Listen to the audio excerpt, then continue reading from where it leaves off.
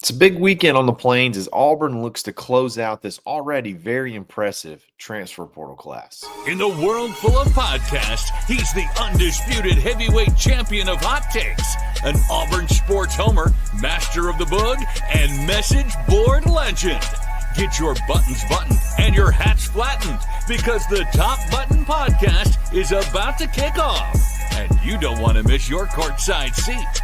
Now, here's your host, Charlie Five. Yes, sir, we're back. It's another episode of the Top Button Podcast. I'm your host, Kyle Rush, a.k.a. Charlie Five, and we're ready to get after it. Happy Friday. The weekend is upon us. SEC basketball is about to kick off, guys, and we have some big portal visitors this weekend trying to put a bow on this class. You're sitting at number 7.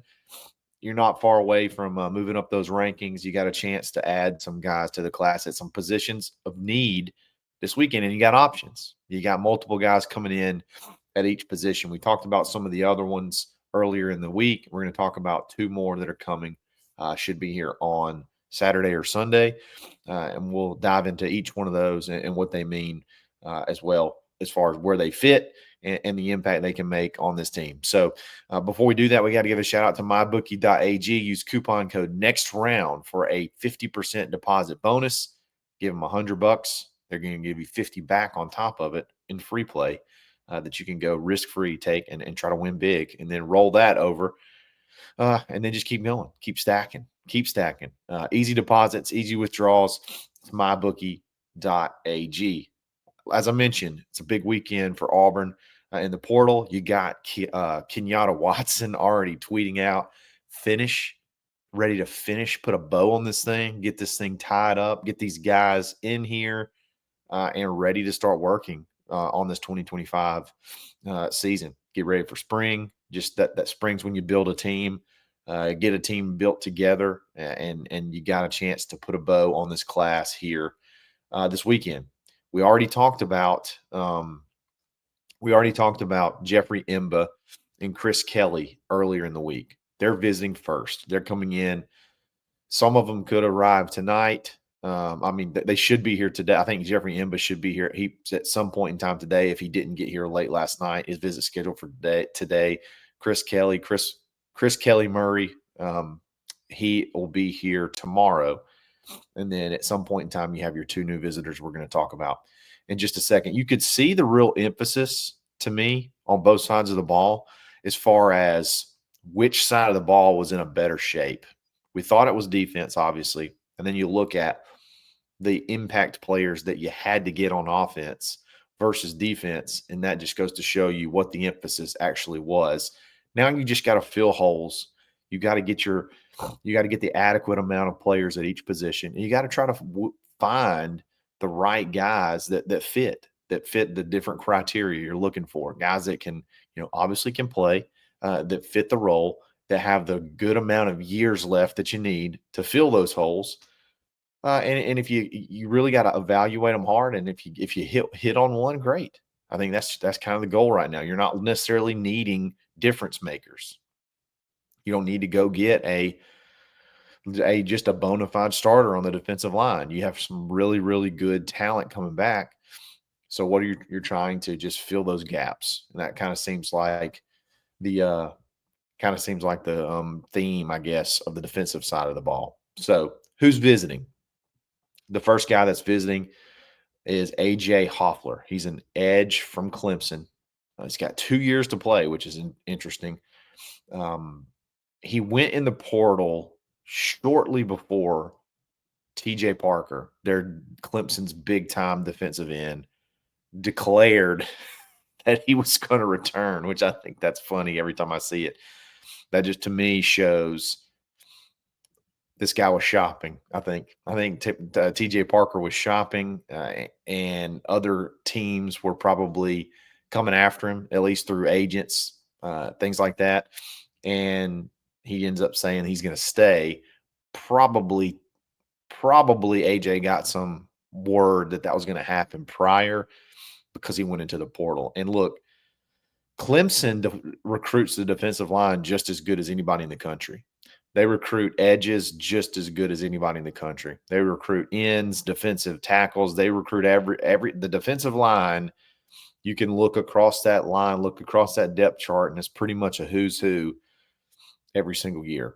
They just really focus on defensive line recruiting, and they hit a lot on those guys. And sometimes they hit on them young, and they play a good bit. TJ Parker is a good example. Peter Woods is a really good example. Those guys are impact guys that both are returning. So when I say returning, they're not transferring. They had no choice but to return because they were only sophomores. But that just makes the pathway to playing time just that much longer. Even though you probably could get there at Clemson, for a guy like A.J. Hoffler, it makes the path to playing time just that much tougher, that much longer to wait. And I think maybe you can find a better situation, and maybe that's at Auburn. He was a consensus 4-star recruit out of high school. Just like I said, Clemson knows how to pick them. Clemson goes and gets 4-star guys every single year across the board. And this guy was one of them. He was from Woodward Academy. If that sounds familiar, it's in Atlanta. That is the same high school as Damari Alston. So anytime Woodward puts out really good players. You go look at the Woodward Academy list of dudes that have gone on to play college football and gone on to the NFL, and it's pretty long, pretty lengthy. So you could possibly have that connection there. And anytime you can have a connection at a big time school like that in Atlanta, doesn't make you mad. Doesn't make you mad one bit, one single bit. He's 6'4", 240, 250, 240-ish to 250. I mean, that's the measurables you're looking for at that position. Length, athletic ability. Those are what you're looking for. If you got you got guys on your team already that sort of have some of those measurables. You got Kieron Crawford that's close to that. You have Amaris Williams is close to that.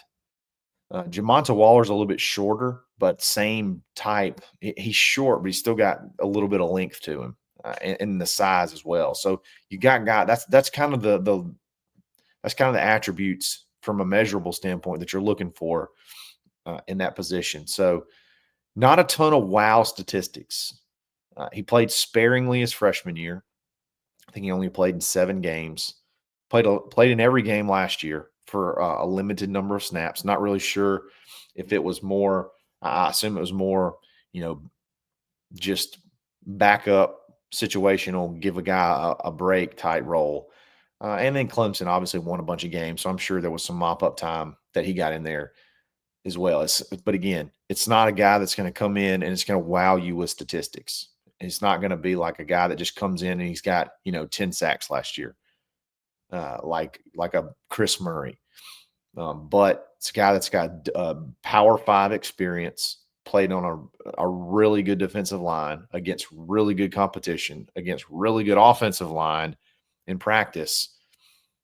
What you're hoping for when you get a guy like this is that he has a realization of potential. You're hoping that when you get a guy like this who is a former 4-star who's sort of been sitting behind another elite guy, it's kind of what the transfer portal, I guess, is all about.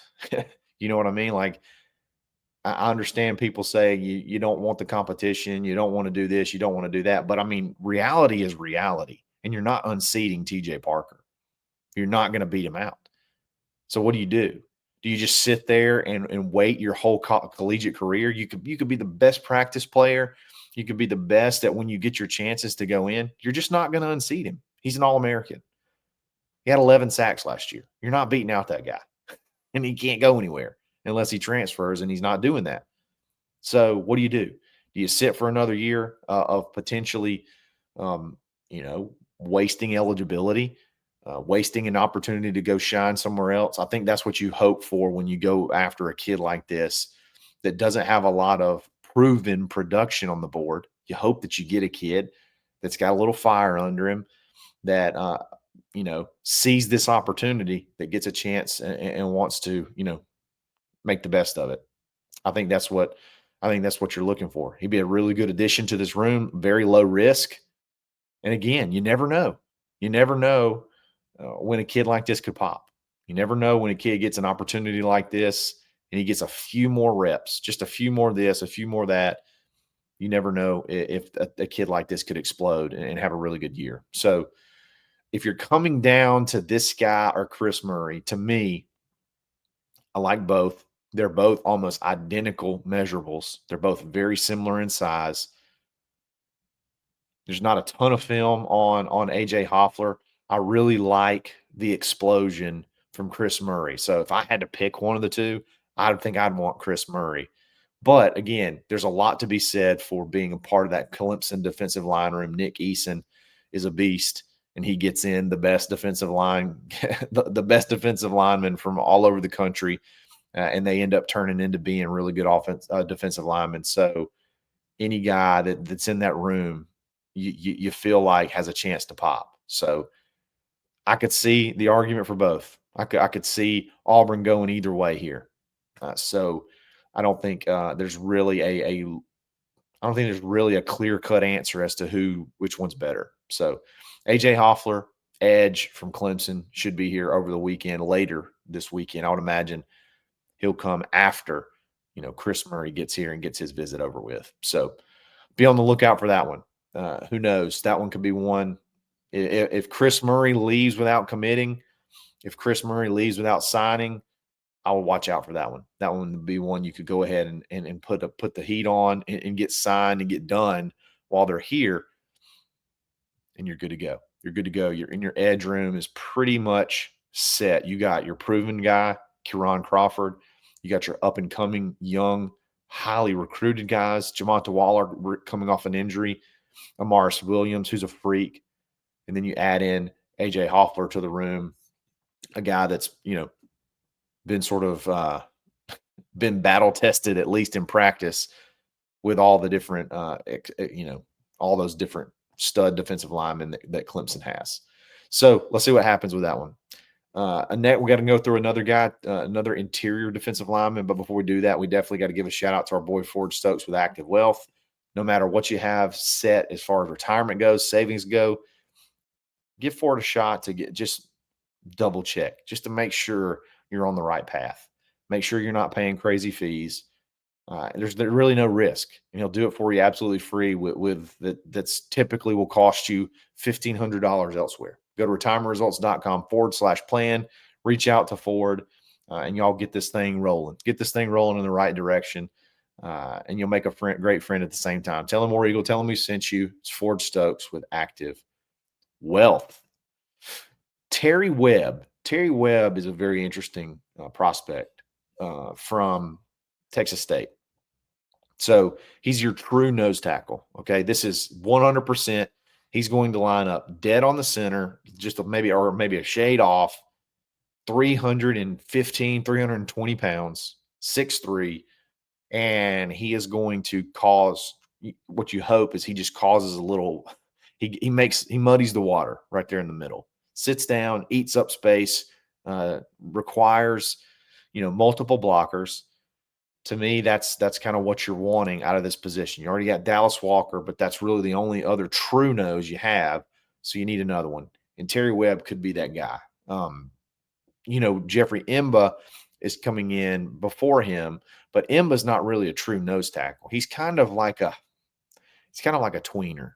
I think he's like a tweener, interior and defensive end type player. Auburn really needs that true nose tackle.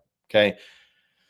One of the things about him that was intriguing to me is that he had 3 sacks last year per PFF from the nose tackle position. And I know he plays in the Sun Belt, but 3 sacks from the nose tackle, you're being disruptive. You're getting after it because that's not typically there's not a ton of stats to be had there. Your stats don't go on the stat sheet. It's more of did I hold my gap? Did I disrupt the play? Did I force the run in a different direction? Did I muddy the water on a mesh? Did I do what I was supposed to do? Those don't typically show up in the box score. as tackles, as sacks, as tackles for loss, as forced fumble. Like that just doesn't those guys that play that position, they understand that going in. It's almost like an offensive lineman. But 3 sacks is pretty impressive. So he's got a little bit of quick twitch to him, and he can get back there. Really, really good run defense grade from PFF. If you put any weight in PFF rankings, ratings, really good at run stopping. That's kind of his thing. He's strong enough to be able to hold his spot, and again, change the direction of what the offense is trying to do. I think that's your biggest goal as a nose tackle. So really good run stopping grade. Believe it or not, he's the number 8 overall ranked interior defensive lineman in the whole portal. This is not number 8 of what's left. This is number 8 overall, which is pretty impressive to me. Pretty shocking number 1 when I looked it up. I didn't expect it to be that high. He's ahead of Jeffrey Imba by a fair amount. So this isn't just another guy. This isn't just another body. This is a pretty highly thought of interior defensive lineman that he's up there on the rankings of that position. So again, that he could be a difference maker. You should be excited. Pretty excited to get a kid like that in here. So we'll have to see how that plays out. But yeah, ranking is good. He's got 1 year left, guaranteed. Okay. But there could be more. This is another one of those JUCO situations. The JUCO ruling to where your JUCO eligibility shouldn't count against your NCAA eligibility. So if you play 2 years at JUCO, it's just 2 free years. You still got those 2 years plus 2 more when you get to the NCAA, when you get into, Division I, or I guess it would work in Division II as well. But when you get to Power 5 football, when you get to Power 5 or G5 football, your JUCO shouldn't count against you. So they're guaranteed 1 year. They got the waiver for 1 year guaranteed. And I'm sure the NCAA is going to appeal. We'll have to see how that appeal process works out to see if there's additional years. But if he played 2 years at JUCO, he's only played 2 years at Texas State. So if he played 2 years at JUCO, we know he's got 1 left. He could have another. And if that works out, you've hit the jackpot. You got a nose tackle with collegiate experience at a high level, and you get him for more than 1 year. So I think you could hit the jackpot with this kid. There's a scenario where you may try to take Terry Webb and Jeffrey Imba. If you can make it work as far as the position goes for what you do with Jeffrey Imba, there may be a scenario where you could take both of them. So this may not be.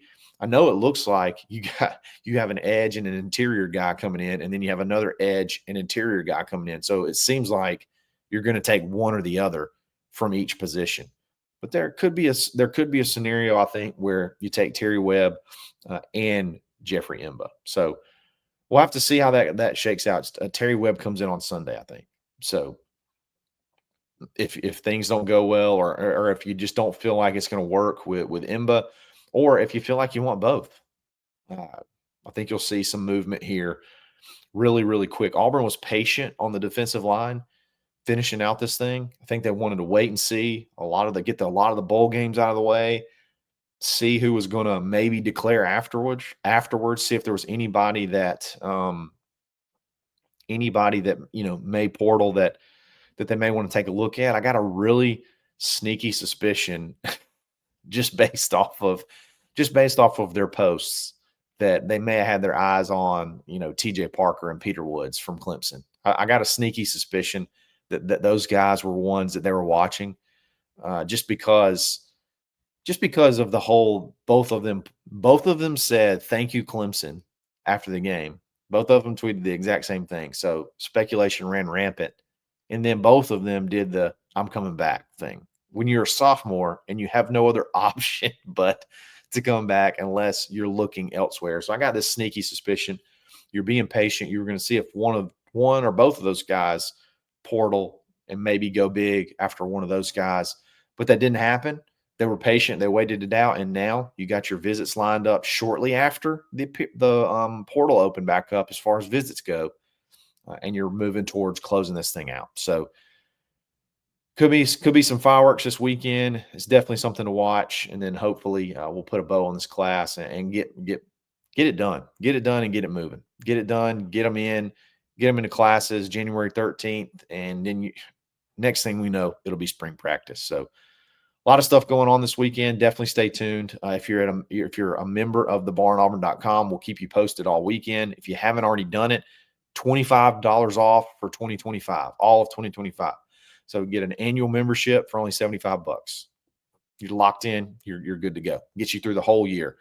Do it today. It gets you through the end of this portal, spring practice, summer blockbuster recruiting, the football season, and it'll get you almost all the way through the portal for next year. So, and signing day. So a lot of stuff that's a lot of value there, and that's $75. And if you like it, obviously you renew it and keep going. And that's what we hope for. That's what we hope to earn it. So jump on in there, see what you think, and have some fun. Jump in the conversation. If you like this video, like it. If you like this channel, subscribe to it. You can follow me on Twitter at @the_Charlie_5. We'll be back again Sunday night live. We got a really good show planned. Dap's going to join me for sure. Maybe some others. We'll see what happens. But be back Sunday night live. Probably have a basketball podcast at some point in time as well. So just stay tuned to the Barn Auburn YouTube page, and we'll keep you updated with that alert. Hit that alert bell, and you'll know when we pop one off. So guys, enjoy it. Have a great weekend, and we'll talk again soon. It's another episode of the Top Button Podcast. Stay buttoned. Thanks for listening, and drive home safely.